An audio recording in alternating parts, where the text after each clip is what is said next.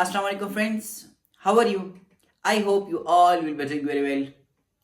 Dear friends, last time हमने first year English textbook की grammar में से कुछ काम किया था। हमने चैप्टर 1 में पार्ट ए को डिस्कस किया था जिसमें हमने प्रोनाउंसिएशन के मुतालिक बात की थी।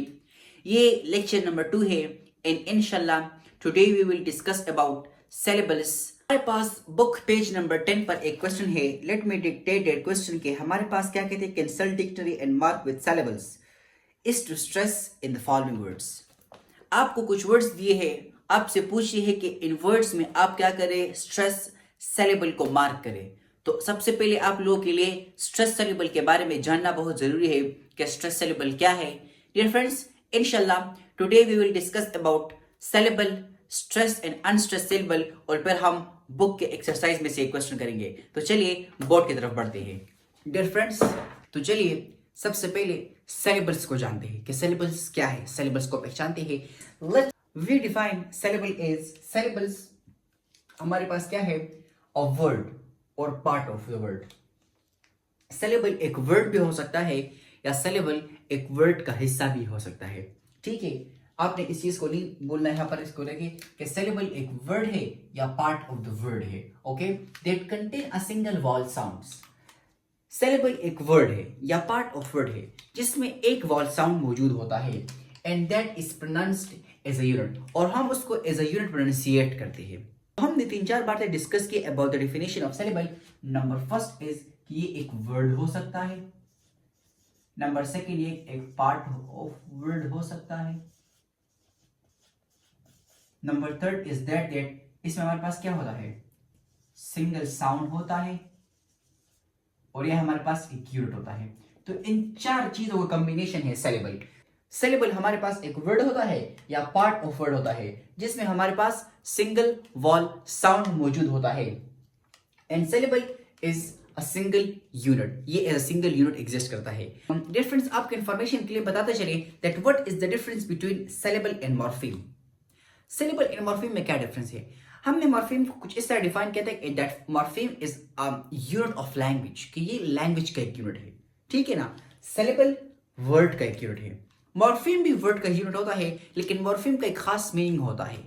ठीक, जबकि सिलेबल के लिए ऐसी कोई शर्त नहीं कि उसका कोई खास मीनिंग हो। जैसे कि एप्पल, एप्पल एक मॉर्फीम है, वन मॉर्फीम, लेकिन एप्पल में 2 सिलेबल है। ठीक है, तो मॉर्फीम का एक खास मीनिंग होता है जबकि सिलेबल का एक खास मीनिंग नहीं होता है।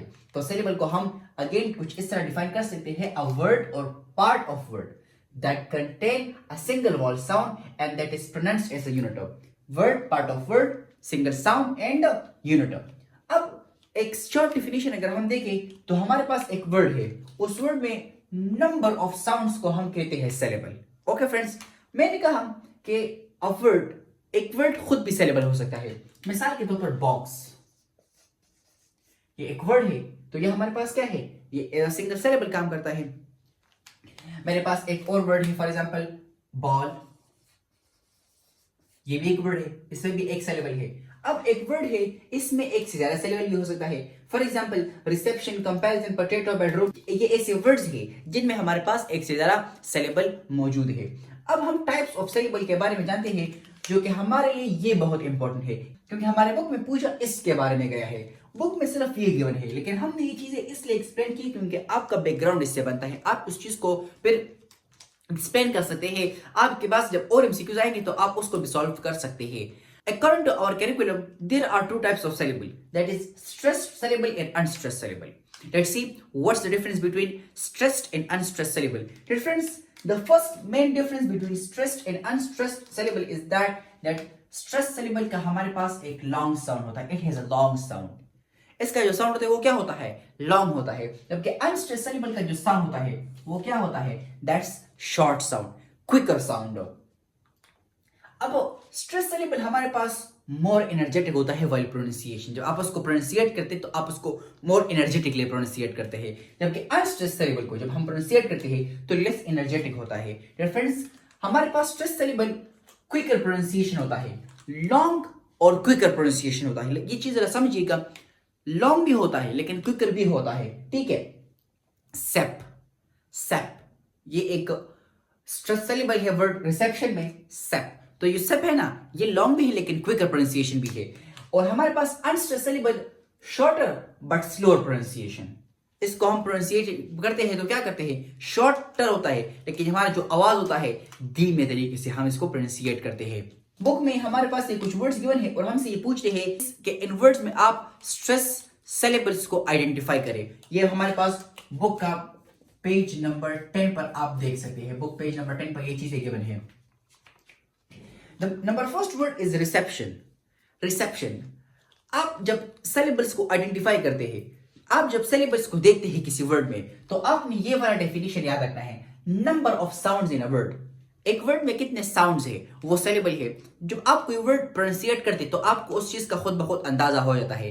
Reception, reception, reception, reception. So we have 3 syllables in this word. Reception. We have how many syllables? 3 syllables. Now let's pronunciate each syllable separately. Let me write this here. Reception. Okay. Re-sep. आप अपने finger को ऐसे रखे, यहां पर point के री, अब सेप जमाएगा तुम सेप शन। ओके, तो री और शन में मेरी एनर्जी कम हो रही है, जबकि सेप में मेरी एनर्जी बढ़ रही है, तो री सेप शन। ओके, तो यहां पर हमारे पास जो वर्ड सेप है, this is the stress syllable. We have another word that is comparison. Comparison, comparison, comparison, comparison. तो we have 4 syllables. comparison. तो कम, रे और जन, ये इसको जब हम प्रोनाउंसिएट करें तो ये हमारे पास लॉन्गर नहीं जाते, लेकिन जब हम पे को प्रोनाउंसिएट करें तो हम इसको लॉन्गर कर सकते हैं। पे, कम, रे, जन, और पे ये लंबा हो रहा है, तो पे जो सेकंड हमारे पास है, that second syllable is the stress syllable. यहां पर हमारे पास जो सेकंड सिलेबल है, this is the second syllable, ये भी सेकंड सिलेबल है, तो second syllable is the stress syllable. Number 3 we have potato.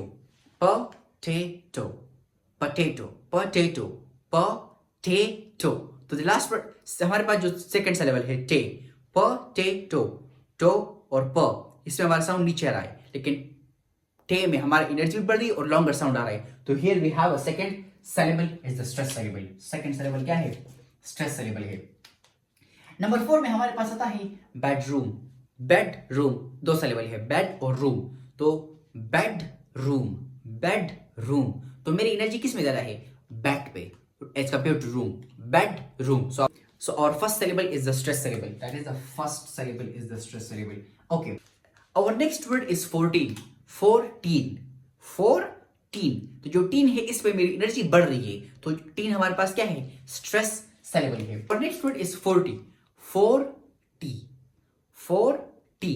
तो 4 में मेरी एनर्जी ज्यादा है। अब उसको खुद, जब आप इसको खुद प्रोनाउंसिएट करते हैं तो आपको पता चलता है 40. तो 4 में मेरी एनर्जी क्या है, ज्यादा वेस्ट हो रही है, तो 4 is the stress syllable. First syllable इसमें भी है और इसमें सेकंड सिलेबल है। Number next is delicious. ये इंटरेस्टिंग है, डेलिशियस, डेलिशियस, डेलिशियस, डे और शियस, इससे मेरी एनर्जी कम है, ली, लेकिन जब मैं ली बोलता हूं तो मेरा साउंड डिफरेंट होता है, मेरी एनर्जी बढ़ रही है।